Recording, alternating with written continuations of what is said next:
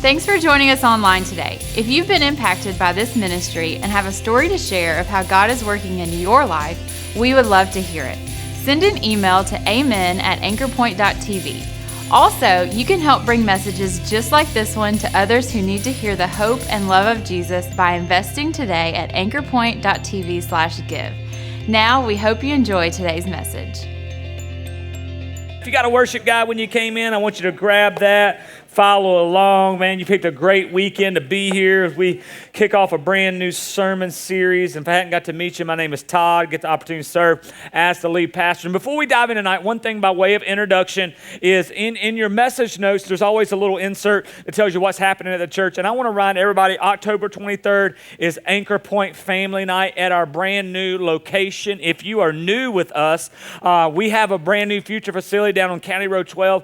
And so on October 23rd, we're going to spending a little bit of time there. We're going to have some inflatables for the kids, trunk or treat line, hot dogs, hamburgers. It's all free. So we want you to bring your families and come out. The only one little caveat is we don't have any parking, okay? Because we have done no site work. So a pastor friend of mine there on County Road Trail at Victory Life, Pastor Frank, has graciously allowed us to park. So we're going to shuttle people down and back, 6 to 8, come and leave and go as you please. But we would love to have you come out and just put your eyes on what God is doing in and through Anchor Point Church, because we believe the best is yet to come, right? Come on, let's put our hands together. Yeah. All right, well, let's grab our message notes and let's dive in tonight. I want to kind of talk a little bit behind the idea of where this came from, the idea of pull up a chair, because the reality is we live in a world of text, tweets, posts, and memes. And we live in a world where every response is carefully crafted, so to speak, and where we have very, very little meaningful conversation. And I wanted to take about 4 weeks and just kind of talk about 4 abstract topics that have nothing to do with one another. And if I had a hashtag or a tagline for this series, it would be conversations that matter. Conversations that matter. And over the last kind of 2 series, I've yelled, screamed, and spit so much. Tonight's going to take a little bit more of a teacher tone. And I want to dive into the topic that's at the top of your message notes, the struggle to settle. The struggle to settle. And my goal over our time together tonight is for it to become a struggle in your life to settle with your life. I want it to become, that title is meant to be a little bit ambiguous. Are people not settling? It's a struggle. No, people are settling at an enormous rate. And I want it to become a struggle in your life to settle with your life, because I came to this conclusion, something God's been stirring me over the last 8 or 9 months. I don't want to be a person that dreams a lot but only does a little. You know?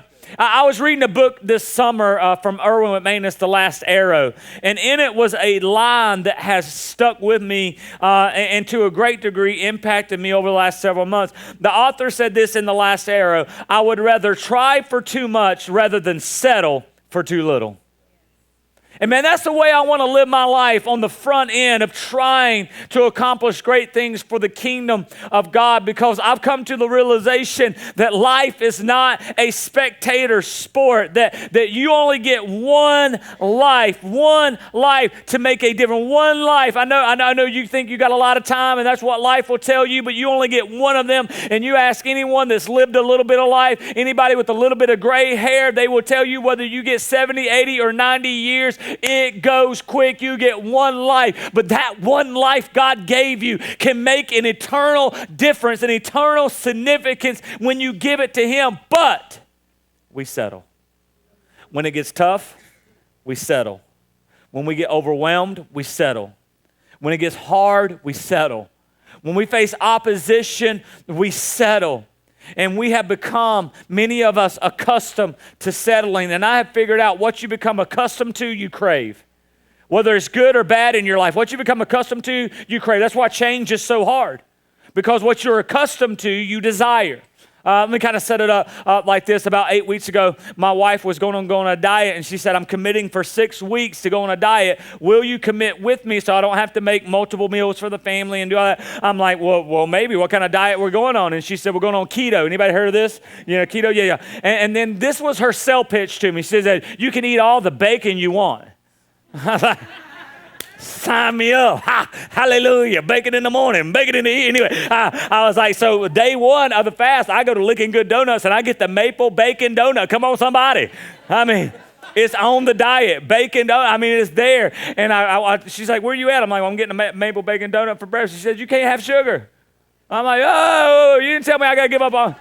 I can't have any sugar or I need to be on low sugar. She says, no sugar. I said, the devil is a liar. The devil is a liar. And you can't have any bread. Do you know the two things that make great donuts?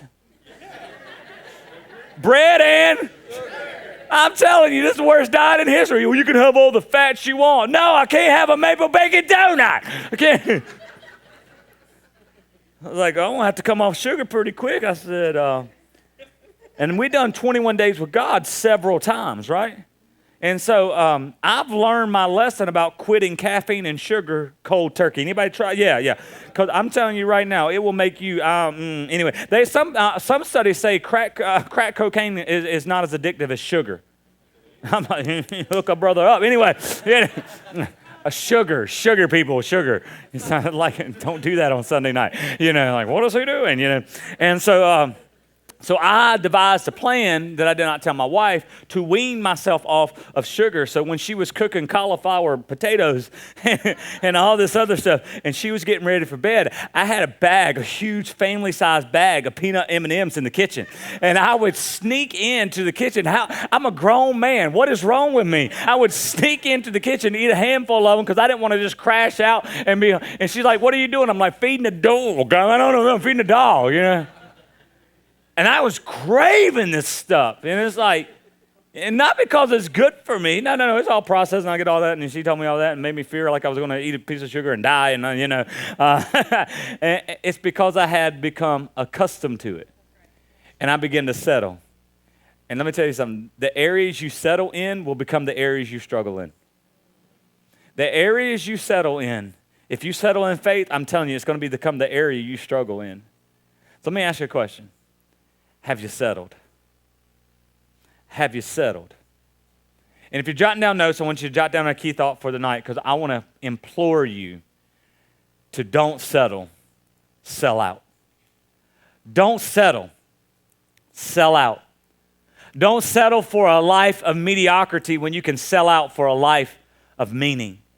Don't settle for a life of comfort when you can sell out for a life of calling. Don't settle for just existing when you can sell out for abundant living. Don't you dare settle because God has a greater plan and dream for your life than you could ever think up or devise, that you could ever plan out or function in. Jeremiah said he's got a plan to prosper you, bless you, give you hope and a future. Don't you dare settle because you have divine DNA on the inside of you.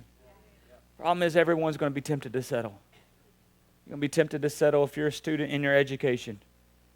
If you're an adult, you're going to be tempted to settle on your job. If you're married, you're going to be tempted to settle in your marriage. With your kids, you're going to be tempted to settle. And here's what I know. You know when you settle.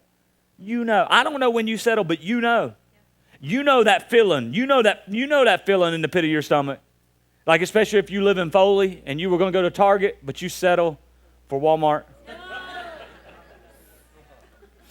And you walk into Foley Walmart. You know what I'm talking about. You're thinking a few extra miles would have been worth it. It would have been. Am I preaching truth? You know, when you go to Chick-fil-A, that thing's wrapped up 87 times, and you're like, I'm just gonna run over to McDonald's. You know. I've done it. I'm gonna do it tonight after service, probably. And it's that feeling because settling has a side effect called regret. And here's how it shows up in your life. You think something like, I know I could have done more. Wouldn't it be a tragedy to get to the end of your life and have that statement hang over you? I know I could have done more.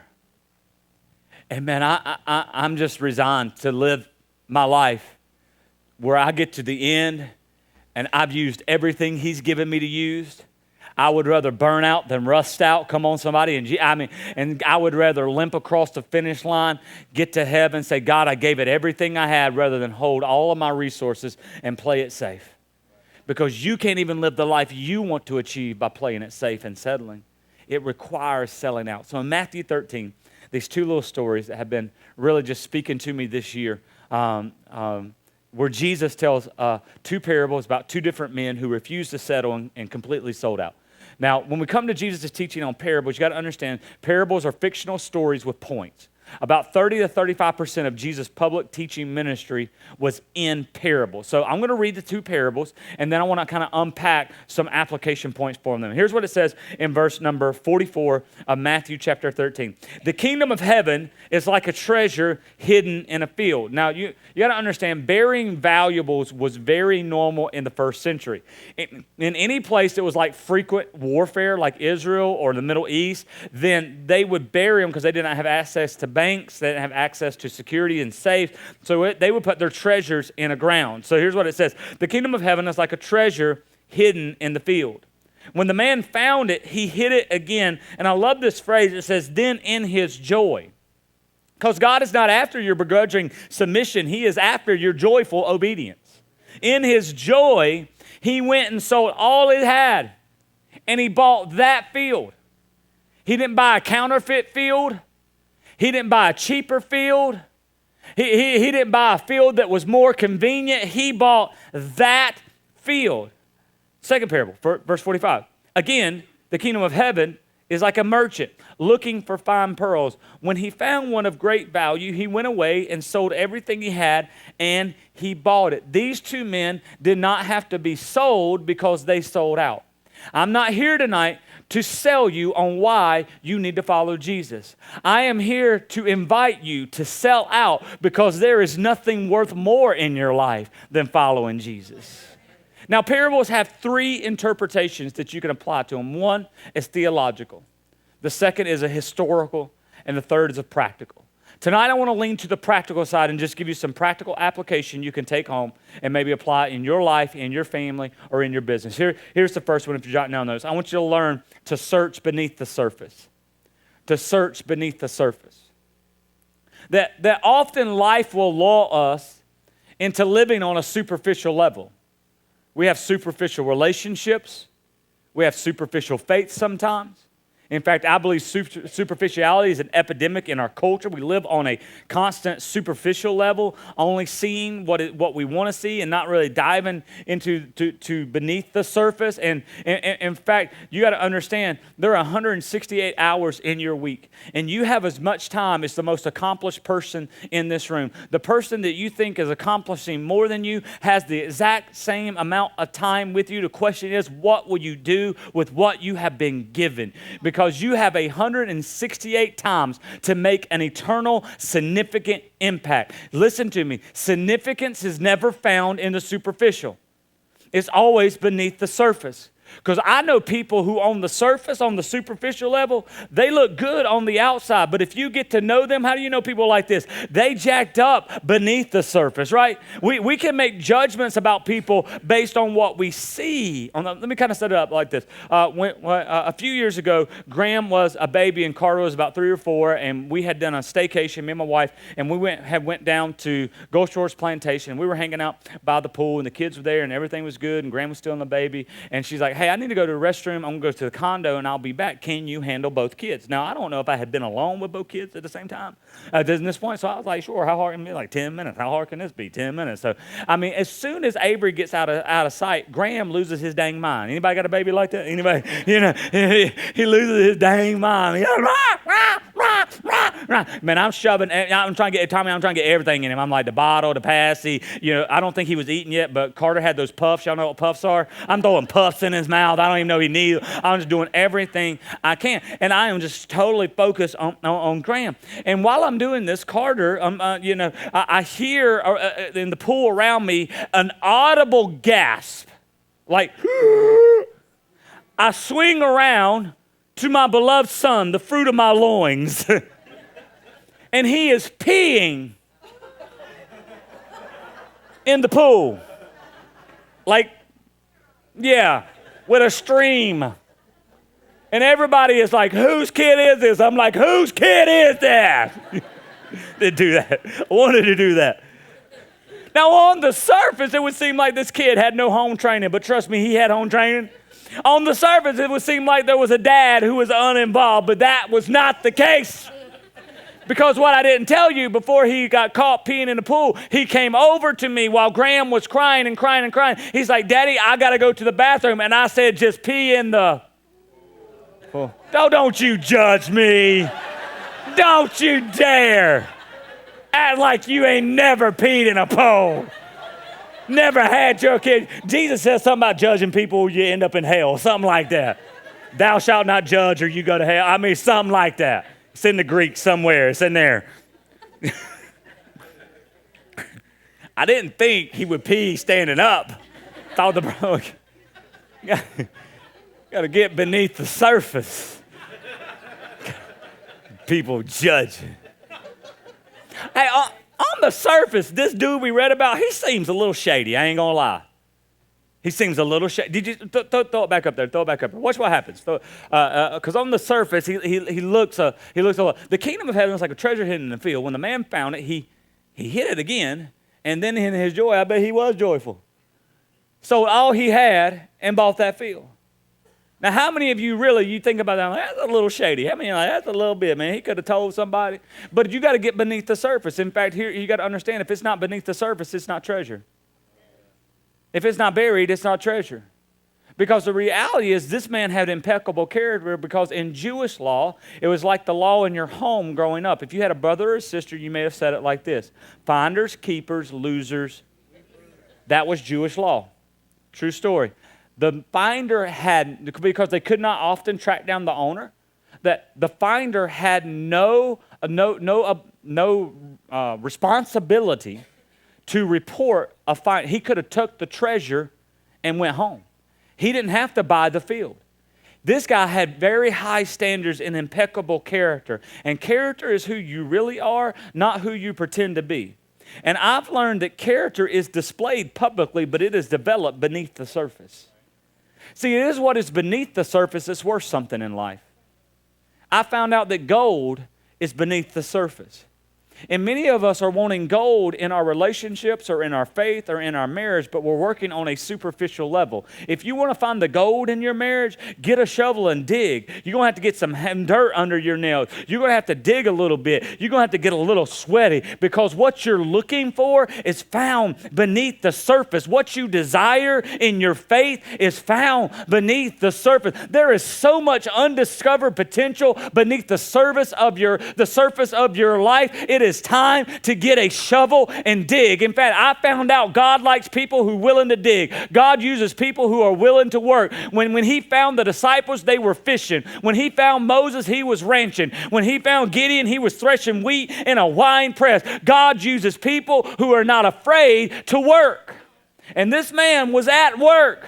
Now, the text doesn't tell us what day it was, but I'm going to say it was a Monday, because that's why it's open interpretation, all right? It's a Monday. It's hashtag mundane Monday, hashtag motivation Monday, hashtag sucky Monday, all right? Hashtag it's coming tomorrow, amen? All right, and you think it's not going to come, and I'm just telling you, students, it's coming, and you can pray it don't come, but it's coming, all right? It is coming tomorrow. And he was out there on Monday, and he was working in the field, and many of us have somehow separated our Monday from our Sunday. But if what we do in this room doesn't affect what you do in your life, then we have missed the point of the gospel of Jesus Christ. This has got to, maybe you have missed something beneath the surface that you need to consider. Maybe there is a purpose beneath the surface on your job. Maybe there is something beneath the surface in your school that God has an assignment for you to do there. I've learned that faith grows beneath the surface, that hunger for God grows beneath the surface. He does something in the unseen areas of our life that will only be displayed at the right time, at the right place. When he calls it into fruition, it is beneath the surface. So let's be a church that'll give up anything, because Jesus is worth everything. Let's go all in, because partial commitment will never produce all in results. Let's just sell out. Let's just, I'm telling you right now, at this stage, I got to have people around me who are just all in. I got to have people who got a shovel in their hand and saying, where can we dig next? So what are we doing next? Because we are building for the future around here. We are going to overcrowd heaven and bankrupt hell. We're going to see a city come to revival. We're going to see addicts set free. We're going to see God move. It's what we do. And giving up everything is a happy trade-off for that. It's just beneath the surface. Sometimes you can't see it. The second thing is this, if you're jotting down notes, jot this down. Achievement demands pursuit. Achievement demands pursuit. Let me say it a different way. We cannot achieve what we will not pursue. And everybody in this room is pursuing something that you consider treasure. Now, you don't call it treasure. That would be weird, okay? We pursue things or something that motivates us. We call it hobbies. We call it interest. We call it passions. We call it platforms. Some of us are pursuing popularity or a business or a possession or success. We're something that is motivating us to move forward. It is a passionate pursuit, and pursuit is active, not passive. Look what it said in the next parable in verse number 45. Again, the kingdom of heaven is like a merchant, say it with me, looking. The connotation of that word in the Greek is driven ambition. How many of you would say I'm a driven person? I'm driven. Okay, this is going, all right, again, the kingdom of heaven is like a merchant who has driven ambition to find pearls. All right, some of y'all are still not tracking them. I've got to break it down to any of you, your kid or your grandkids play soccer or did play soccer about for us? Okay. I have a 5-year-old who plays soccer, if you want to call it that. I'm convinced that 5-year-olds play soccer because their parents want them to play soccer, not because they want to play soccer. And I'm not mad at your 5-year-old, my 5-year-old player. I'm not upset at your 5-year-old. It's just the worst sporting event I've ever seen in the history of humanity, okay? It is. It's horrible because they don't want to be out there. In fact, Graham, 5 minutes into the game, he wants a snack and a juice and go to the snack bar. That's all he wants, you know. He's like, Mommy, I'm tired. I'm like, it's been 5 minutes, son. You got 4 quarters. We're not even done by 1, you know. He's like, yeah, but I'm a little husky. Anyway, so I don't like to run, poor guy. And here is I want to give you a picture of this. If you've ever seen 5-year-olds play soccer, when the ball is on the field, nothing else matters. You don't matter. The coach don't matter. Nothing else matters. You put the ball in play, all 287 of them on the field, they all get around the ball. They all look down, and it doesn't matter where the ball goes. It doesn't matter if the ball crosses the white line. It is irrelevant to them. It doesn't matter if the ball goes in the goal. They all go in the goal. The kingdom of heaven is like a 5-year-old soccer game. That's what it is. We're all just going after it. We're pursuing it. There's nothing else in life that matters. And our level of achievement is in direct proportion to our level of pursuit. You don't find pearls walking on a beach. It takes pursuit. In fact, pearls in this time were the most desired gem and the most valuable gem known to humanity. It's like rare diamonds today would be a pearl in that day. In fact, most people in Jesus' audience would have never seen a pearl, and none of them probably would have ever held a pearl. So when he said, man, it's like somebody, woo, wow. And you got to understand, I did a little research on pearl hunting. I got a little nerded out on this thing, man. It's crazy. Because, I mean, like, I don't like getting in the water. And I definitely don't like getting in water. I can't see the bottom. You know what I'm talking about? Like, how many of y'all, you don't like the water, you don't like the Gulf? Yeah, I don't. How many of y'all, you're like, I'm in, man. I'm surfing and scuba diving. Man, put the church in your life insurance policy. So ain't nothing going to happen. You don't know. You don't know what's in there. And so we got scuba tanks and all this stuff now. They didn't have it then. So they had three things that they took on a boat. And the oysters in the Middle East, they said they thrived at a depth around 40 feet. So they take a little boat and they go out there and they would have a rock, a rope, and a bag or a net to get the oyster in. And they have a rock and a rope. And what they would do is they would take a rope and they would tie it around their waist. And they would take the other end of the rope and they would tie it around the rock. They would push the rock off the side of the boat. I'm telling you, if Discovery was around, it would have been like the deadliest pearl. I mean, literally, I mean, this is crazy. This is crazy. In fact, most oysters were harvested in wintertime, if you're wondering. And they would get all the air in their lungs they could manage. They would push the rock off the side of the boat. The weight of the rock would carry them down because if you held your breath, you bounce back up like you're in a pool. So they would hold on. In fact, oyster divers and pearl hunters died all the time because they could not get the rope undone. In fact, an average in 1 in 1,000 had a pearl. And they did not take, a pearl diver did not take anything unnecessary with them to accomplish the task that they set out to do. I'm convinced that sometimes the reason we don't achieve our desired end is because we're carrying unnecessary baggage into places that we don't need it to accomplish what God has asked us to do. Some of us have been carrying unnecessary hurt for 20 years, and we're wondering why we can't get ahead in our faith, why we feel like we settle, because a pearl diver would not take anything they needed to find what they were looking for. And tonight, some of you got to let go of the baggage that is holding you back because it is unnecessary for the task that God has asked you to fulfill.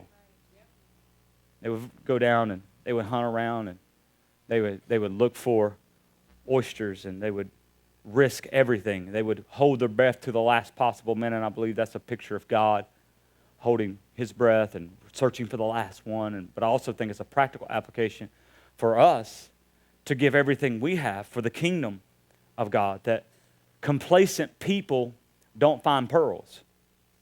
If you were complacent, you didn't work in this profession. That it was all or nothing. And the kingdom of God is worth every bit of energy, effort, and pursuit you could give it. Oyster divers held nothing back. They refused to settle.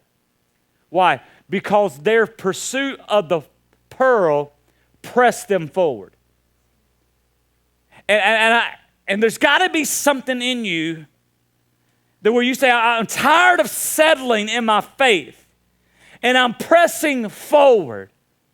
And I don't care if it's cold in the water, I'm pressing forward. I don't care if it's dangerous, I'm pressing forward. Paul in Philippians said it like this: I press on toward the prize of the high call in Christ Jesus. I'm in prison, but I'm pressing. I'm chained up, but I'm pressing. Don't let your setback cause you to settle. Press forward. Press forward. If God is giving you an assignment, don't let no devil in hell distract you or disrupt you. Press forward, because there is a treasure on the other side of what you're searching for. Give God everything you got with everything you have, and it'll be worth everything that you give him. If you believe it, say amen.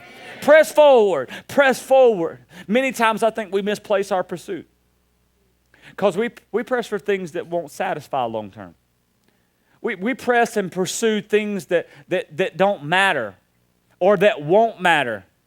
In fact, many of us in this room, your biggest concern today will not even matter 30 days from now, much less 30 years. Let's find something that matters. Because I believe when what you value changes when Jesus changes you. I'm different now. That's cool. I'm fine being different. I think a pastor should preach a sermon series called Different and teach a whole church how to be different in areas that they can be different. You can go to anchorpoint.tv and learn how to be different. We did that a couple months ago. And because here's what I've learned. Not everybody's going to understand your pursuit. Why do you need other people to validate that kingdom work is valuable? It's valuable because God says it is. And people are going to look at you serving and giving and doing, are you doing what? You at that church how long? 4 hours? You up there all day? How much you get paid for that? People will look at you and like, you give how much money? To the church? Lord, 10% like a cover charge or something up there? You surrender your life for what God is doing? I don't need people to validate what God's called me to do. I'm pressing forward and pursuing the pearl. I was talking to the business leader this week. He works with a church out of South Florida, got 8 campuses and stuff. He just has a real passion to have men and believers in the workplace connect their life with their calling. And he said, man, I'm just really passionate to see men in the church give their life to God. And I'm like, right on, bro. I am too. Let's get some people saved. He said, I'm not talking about salvation. I want people to give their life to the Lord. I'm like, I'm with you, man. And we exist to anchor people's lives to Jesus Christ. And he goes, I want to see men give their life, their labor, their influence, their finances, and their expertise to the kingdom. I was like, that's good right there. Let me write that down. I'm going to share that with my church. Because that's everything. Your labor, your influence, your finances, and your expertise. And it's worth it. It's worth it. You know what, I told you, I studied way too much about pearl diving this week, y'all. I got time. Pearl divers had a sense of urgency that other people around them didn't have. Because they would go out in tandems, and the guy on the boat was sitting up there, and if he had an iPhone, he was checking his Facebook. But I don't know if he had it back then, all right? So he's sitting up there, and he's cool. The guy underneath, he's going crazy. You know why? Because he had a limited amount of time to grab everything that he needed to grab and do what he needed to do. And I think it's time that we live our life with that type of sense of urgency. That we have to have an urgency to what God has asked us to do, because the only thing you can't get more of is time. And I think it would be a tragedy to spend your life living for what you were never created for.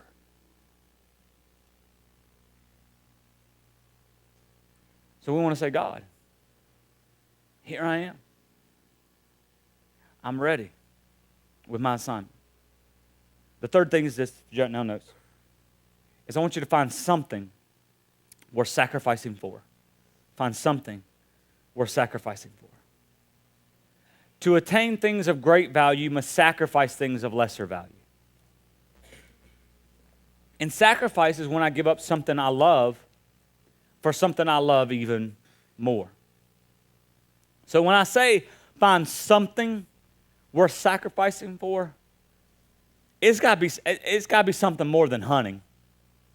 And I'm not mad at hunters. If you hunt and you want to spray deer pee on yourself in a month or two, that's knock yourself out. Leave your warm bed and go do it, all right? And that's cool if you say, I love hunting, or I love golf, or I love this thing. I love, that's cool. Sacrifice is when you give up something you love for something you love even more. And here's how you know. I figured out that for me, when I know what it's worth, I don't even count the cost. Not like we have a Christmas budget, and Christmas is coming, in case you didn't know. And I hate Christmas shopping, but I love Christmas morning with my boys. I love it.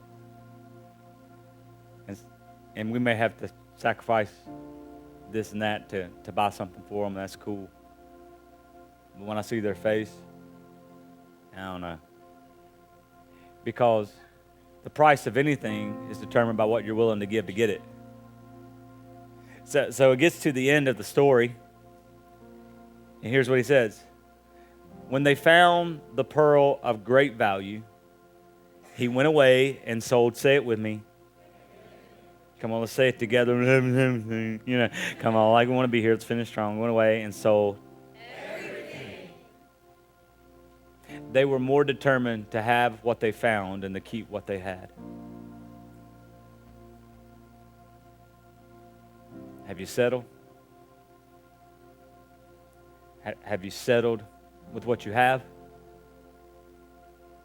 Because it feels normal? Because it feels secure? Because this guy gave everything. But the more you treasure the treasure, the less you count the cost. Now, all you Bible theologians and scholars in the room, this story is only found in the book of Matthew. And if you're in my Understanding the Bible small group, all right, this story is only found in the book of Matthew. There's 4 Gospels. 3 of them are what's called synoptic or repeating. They just repeat. Very, very similar stories, few minor tweaks here and there. But this story is only found in Matthew, and I find it interesting that it's only found in Matthew. Because you got to get beneath the surface of Matthew's story. Matthew wasn't a disciple initially. He was a tax collector. Tax collectors were Jews who were traders and worked for Rome.